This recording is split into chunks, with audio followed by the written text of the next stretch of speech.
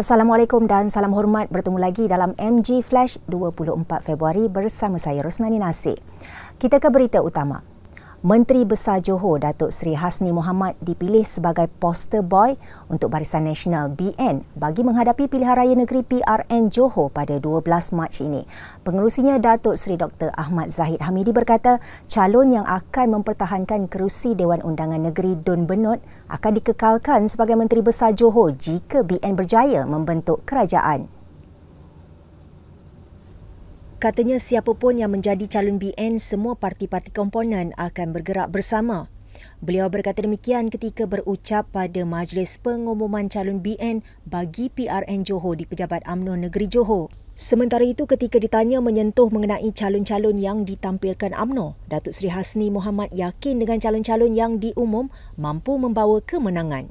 Ya, jadi 37 kerusi yang UMNO bertanding ni, saya amat yakin dan percaya dengan calon-calon yang diumumkan tadi adalah merupakan calon-calon yang boleh membawa menjadi satu kekuatan kepada parti. Saya harus nyatakan bahawa kesedaran terhadap pilihan raya negeri ini cukup mendalam. Semua parti-parti termasuk calon-calon sedar bahawa ini bukanlah sama, this is not an ordinary election. Ya, jadi alhamdulillah perkara itu dipegang oleh semua parti-parti dan calon-calon tadi. Dulunya kursi-kursi ini adalah diwakili oleh Parti Gerakan. Jadi Parti Gerakan bukan lagi dalam Barisan Nasional, maka kita lihat demografi calon-calon pengundi-pengundi di kawasan berkenaan. Dalam pada itu, pejuang yang pertama kali bertanding dalam pilihan raya tampil mempertaruhkan calon mereka di 42 kerusi DUN pada PRN Johor. Presidennya Datuk Seri Mukhris Mahathir berkata semua calon yang dikemukakan mempunyai latar belakang berbeza dengan 54% merupakan mereka yang berusia 50 tahun ke bawah. Pada pengumuman yang dibuat di Muar pada petang tadi, anak sulung kepada bekas Menteri Besar Johor Allahyarham Datuk Osman Sapian akan mempertahankan kerusi dimenangi bapanya di Dun Kempas. Manakala Ketua Pejuang Johor Datuk Dr. Shahruddin Mat Saleh dicalonkan di Dun Macap. Menurut Datuk Seri Mukhris, daripada 42 calon yang diumumkan hari ini, seramai 4 calon wanita turut dipertandingkan dan rata-rata calon yang diketengahkan merupakan mereka yang pertama kali menyertai parti politik. Ini daripada nama-nama yang telah saya umumkan sebentar tadi, calon wanita ada 4 orang yang di bawah umur 50 tahun adalah lebih kurang 54%. Ya, dan mereka ini datang daripada pelbagai latar belakang. Ada yang sememangnya mempunyai latar belakang politik, tapi tak ramai. Kebanyakannya adalah orang yang menyertai Parti Perjuangan Tanah Air ini. Antaranya kali pertama mereka menyertai parti politik, mereka memilih Pejuang. Ada juga yang datang daripada parti yang lain. Mengulas lanjut, beliau berkata kriteria calon-calon yang dipertaruhkan parti itu yakin mampu melaksanakan 3 janji kepada warga Johor menerusi tema aspirasi Johor seperti yang diumumkan oleh pengerusinya Tun Dr. Mahathir Mohamad.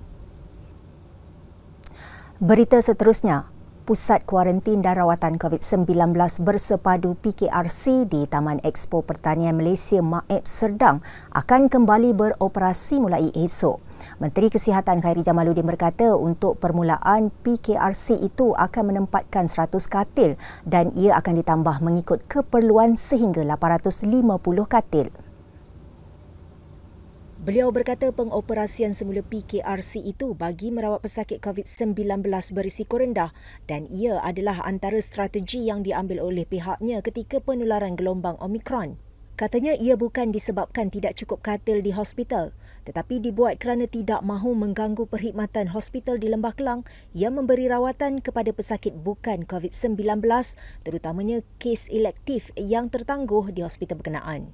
Mengoperasikan semula MAEPS ataupun PKRC MAEPS pada hari esok Dan ini bukanlah kerana kita tidak cukup katil-katil di hospital, tetapi ini adalah lebih kepada langkah preemptif dan untuk memberi kita buffer supaya hospital-hospital kita yang sudah mula memberi perkhidmatan dan rawatan bukan COVID, terutamanya kes-kes elektif yang telah pun tertangguh selama 2 tahun, tidak terganggu ataupun tidak terpaksa menghentikan perkhidmatan tersebut dengan peningkatan kes-kes COVID disebabkan gelombang Omicron.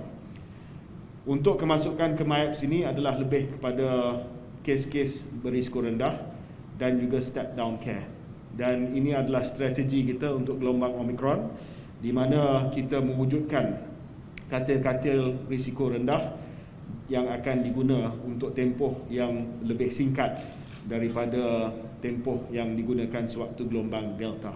Sebab itu kita mengoperasikan semula MIAPS esok dengan 100 katil. Sebelum ini, Ketua Pengarah Agensi Pengurusan Bencana Negara NADMA, Datuk Dr. Aminuddin Hasim berkata, PKRC MIAPS berkemungkinan hanya boleh memuatkan kira-kira 850 pesakit COVID-19 berbanding sebelum ini yang boleh mencecah 5,000 pesakit pada satu masa. Berita berikutnya.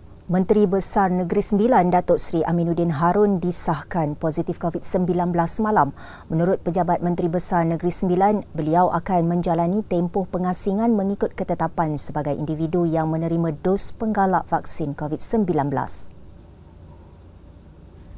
Dalam kenyataannya, ia memaklumkan Ahli Dewan Undangan Negeri Sikamat itu melakukan ujian pengesanan COVID-19 jenis RT-PCR secara berkala, selain kerap melakukan ujian pengesanan secara kendiri melalui kaedah RTK antigen. Kali terakhir, Datuk Seri Amiruddin menjalani ujian RTK antigen pada Isnin lalu dan ujiannya adalah negatif. Katanya Menteri Besar akan terus memantau dan menjalankan tugas yang sesuai dilaksanakan sepanjang tempoh kuarantin.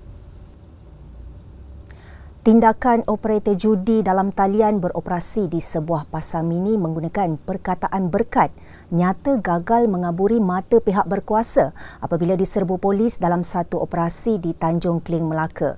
Ketua Jabatan Siasatan Jenayah Negeri, Asisten Komisioner Lim Meng Siah berkata, dalam operasi jam 11.30 pagi tadi, pemeriksaan mendapati penyewa premis meletakkan pelbagai barangan runcit di dalam kedai bagi mengaburi aktiviti sebenar mereka. Katanya premis berkenaan telah 2 kali dikenakan tindakan namun terus berdegil sehingga memaksa pihaknya meminta pihak Tenaga Nasional Berhad TNB memotong bekalan elektrik. Jelas beliau, pemotongan bekalan elektrik dibuat mengikut peruntukan undang-undang di bawah Seksyen 21A Akta Rumah Judi Terbuka 1953 Akta 289. Operasi melibatkan 23 pegawai dan anggota Bahagian Siasatan Jenayah Maksiat, Perjudian dan Kongsi Gelap D7, Ibu Pejabat Polis Kontinjen Melaka dan 15 pegawai TNB. Tambah beliau, dalam operasi hari ini sebanyak 23 premis yang masih berdegil kerana menjalankan aktiviti judi dalam talian walaupun pernah diserbu sebelum ini telah diambil tindakan. Seterusnya, Lembaga Tabung Haji mengumumkan agihan keuntungan selepas zakat sebanyak 3.1%, membabitkan nilai 2.46 bilion ringgit bagi tahun kewangan 2021. Menteri di Jabatan Perdana Menteri Datuk Idris Ahmad berkata ia akan memberi manfaat kepada lebih 8.4 juta pendeposit tabung haji dengan jumlah keuntungan diagih adalah 219 juta ringgit, lebih tinggi berbanding 2.24 bilion ringgit bagi tahun kewangan 2020. Beliau berkata agihan keuntungan itu adalah kompetitif, mengambil kira faktor kadarnya lebih tinggi daripada purata kadar deposit tetap perbankan Islam bagi tempoh 12 bulan iaitu 2.36%. Katanya kadar berkenaan sudah mengambil kira peruntukan zakat bernilai 107 juta ringgit yang akan dilunaskan kepada semua majlis agama Islam negeri bagi pihak pendeposit. Beliau berkata demikian pada sidang media Majlis Agihan Keuntungan Tabung Haji 2021 siang tadi. Saya dengan sukacitanya mengumumkan bahawa tabung haji akan mengagihkan sebanyak 2.46 bilion sebagai agihan keuntungan tabung haji 2021 kepada 8.4 juta pendepositnya. Dengan jumlah ini, kadar agihan keuntungan tabung haji 2021 kepada pendeposit adalah sebanyak 3.10%. Artinya sebanyak 3.10%. Kadar agihan bagi tahun 2021 adalah kompetitif dan lebih tinggi daripada purata kadar deposit tetap perbankan Islam bagi tempoh 12 bulan, iaitu sebanyak 2.36%. Baik, kita beralih ke perkembangan luar negara.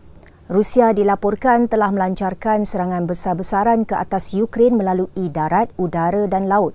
Menurut Al Jazeera, ia serangan pertama antara sebuah negara ke atas negara di Eropah sejak Perang Dunia Kedua.